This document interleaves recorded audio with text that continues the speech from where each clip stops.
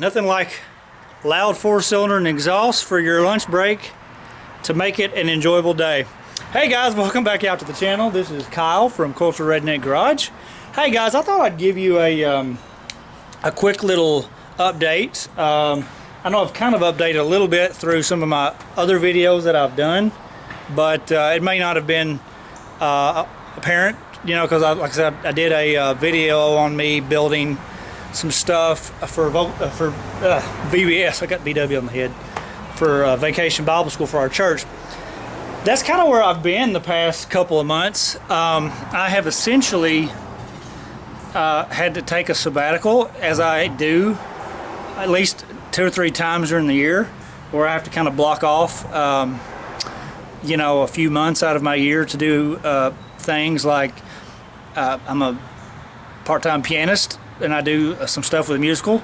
That takes a lot of time out of my fall, and when I build stuff for our VBS and other church functions, that takes a little time. So anyways, without further ado, I'm back at it now.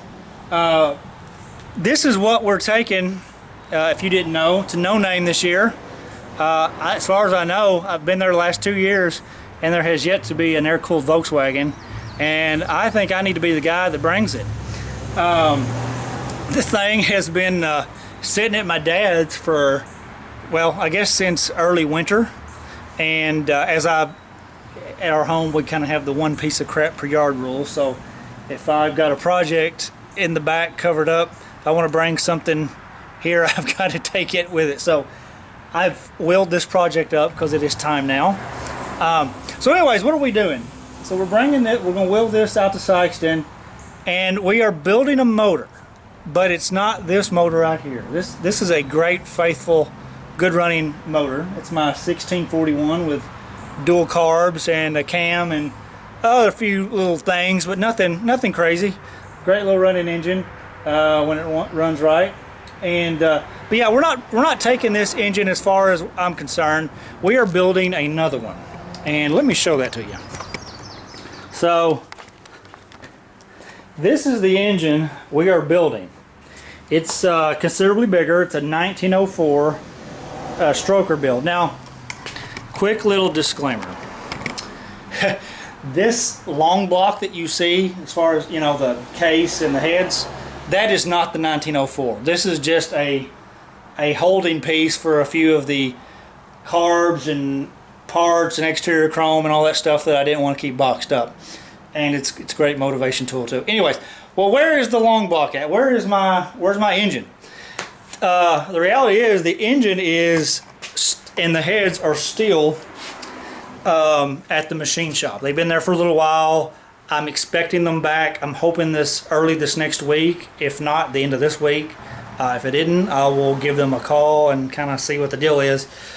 I wanted to have had all that stuff machined before I started building all this stuff for Vacation Bible School, but it just didn't happen. No big deal. We still got plenty of time.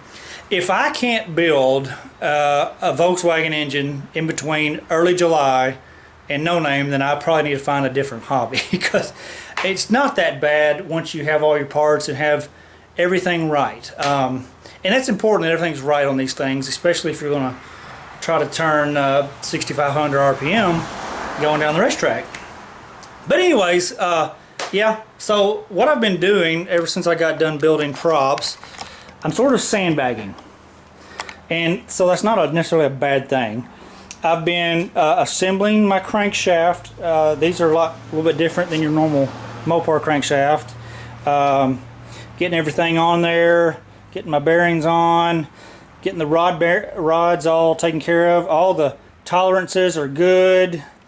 It's an 8-dowel crank, and this is a stroker crank. It's a 74 millimeter stroker crank compared to a 69 millimeter crank that is on this engine. So I got that ready to rock and roll. All we got to do is set it in the case. I have assembled my cam. It's a pretty comparable cam to what's in here. It's not a super aggressive cam, but it'll do what I want it to. And while we're talking about that, as far as engine performance goes, this engine I am not building this as a race engine. This is kind of serving a dual purpose. It's kind of a 2-for-1 deal, because this rail right here that I've had for years is going to actually kind of become my son's. We call that the Smurfmobile, if you weren't aware. My son is going to have the Smurfmobile. I've got another sand rail, and that's where this engine is going to go eventually. But for now, it's going to go on the Smurfmobile to go to No Name. It'll be quite a bit more horsepower than the 1641 that's on there, but nothing crazy. It's not, in other words, it's not being built to maximize really high RPM or whatever. I'm building it for torque, because what I want, the end game is for one of these rails, probably the other one I'm going to be building, is to be able to take it down the highway and have plenty of power through every gear. Now, when you run taller tires on these things, it's fine for off-road, but once you start taking it down the highway, you know, fourth gear becomes pretty tough with a 31-inch tire. So that's what I'm trying to do. I'm trying to get a good, dependable engine that's got a little bit of performance, but not necessarily drag rail performance. So anyways, so we've been sandbagging. So you know that I got that to do. Carbs should be ready to go. So many things are ready just to go in. So what do we got to do? We still got a few things. Like I said, this has been sitting at my dad's for some time. So to get this to where it's, you know, Jeffers Motorsports Park, well, that's not the name anymore. To get to where it's ready to go down the track, you know, this is not a very fast vehicle, but a few things I need to do. So I got 4-point harnesses here, which is fine for everything I do, but we want to pass tech, so, and be safe.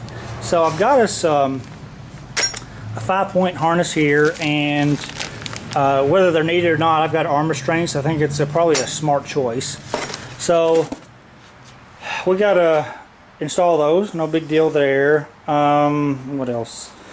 Oh yeah, these front tires, they're basically 3-rib farm implement style tires, which actually work really nicely for sand and off-road. That's the reason why I bought them. But I'm not going to take them down the track. I've got another set of wheels and tires already mounted that's got kind of a low profile DOT tire, and might need to get some more paint on the wheels. So that's what we're going to take those. I'm going to exchange those out. That'll be fine. Might need to replace a ball joint over here, or tie rod in.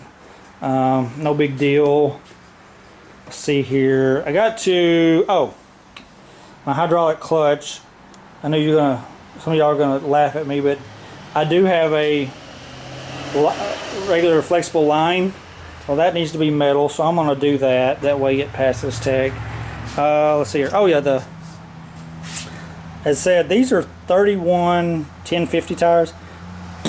That's not gonna cut it for going down the drag strip. So I've got another set of wheels that we need to mount some Cooper Cobras to, that are going to shrink down the diameter. I do not want to take slicks. I do have a set of slicks, but they're not much difference in height than these. So with the gearing, I need every bit of tall or short tire that I can for third gear in the 8th, and so these guys won't cut it. We'll get that. I have a battery box. I just need to cut me a plate, which I have plenty of thick plate to put there to mount that battery box, and put this guy in. That way we can bolt something besides this on top of that, hold it down, make it safe. This is just if I have extra time. I'm gonna try to polish this. It's not super important. It's just some bozo tried to paint it years ago. I don't know why you would paint spun aluminum, but anyways, that's to each their own. Oh, the one thing I do have to purchase that I have not purchased is braided steel fuel line. So basically, I need that. So I got to figure up, now that I got this home, kind of how much length I need. That way I can install it on that engine. I am probably going to remove this externally mounted oil cooler because I don't really want to run stainless, braided stainless hoses for that. I just don't see any need in it, but I would need to do that if we were going to take it down the track just because of where it's located. This engine is going to utilize like the late model stock oil cooler, and that's a fine oil cooler, and you have to have the right shroud to do it, and we've got that, so we're ready to rock and roll. I'm going to change out my coil. I'm going to exchange coils because I like this flamethrower coil. It seems to always do a good job. I'm sure there's lots of other little tiny things. Just needs to be cleaned up and get it ready to cook. But yeah, man, I'm excited. This is going to be fun.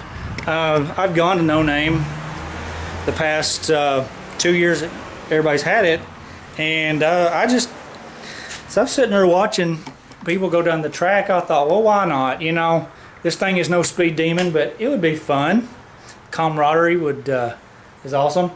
JB, as you could tell, now that this engine is not the one we're taking, but it sounds pretty rowdy. We're gonna take you on. I'll tell you what, that blown V6 though is gonna be hard to beat. That's a pretty awesome little rig there in the trash truck, but we're gonna try to take you on and see what we can do. I have no idea what kind of numbers I'm gonna run on this.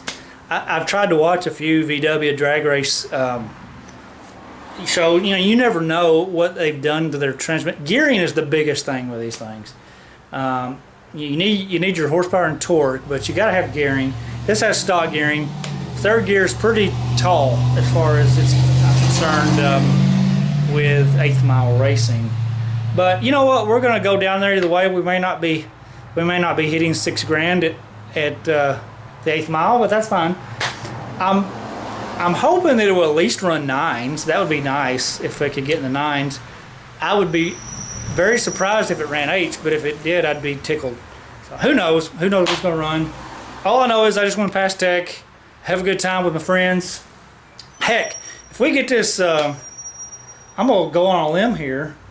If we get this, when we get this done, you know, Ty Higgins, Absurd Ty Higgins, if you're watching, I know you've got that VW buggy that you were considering bringing, but you were having some engine problems. I would be happy to bring this engine and let you run that. We could get your depending on what you got as far as your flywheel needs and alternator and stuff. We could work that out and get you to run down the track if you wanted. Anyways, be thinking about that if you watch this video. But yeah, we're ready to rock and roll on this engine, guys, and so I'm looking forward to it. I hadn't built an engine in over 5 years. I'm no Don Garlitz when it comes to engine building, but you know, I enjoy doing it. Well, anyways, I've taken up your time long enough. We still have a little road to go, but it's nothing that we can't get done. Especially if we get this engine block back this next week and get her fired up. I'm hoping my son, I'm going to try to get him involved in building this engine because I'd like for him to learn how to do that. Lord knows we need our younger generation learning how to do stuff. Actually work on their own toys. That's what the joy is with these little air-cooled things is. These VWs, in a world where everybody has a side-by-side, this is from a bygone era where everybody had to build their own toys, and I think I just really enjoy doing it. Could I go out and buy a side by side? Yeah, but I don't really want to spend that kind of money, nor do I just don't think I'd have as much fun as I would with this thing. Well, anyways, guys, that's all I've got for today. Keep watching and watch our little engine build series. We won't cover every single step, but it'll be enough to kind of whet your appetite. So until next video, guys, we'll see you.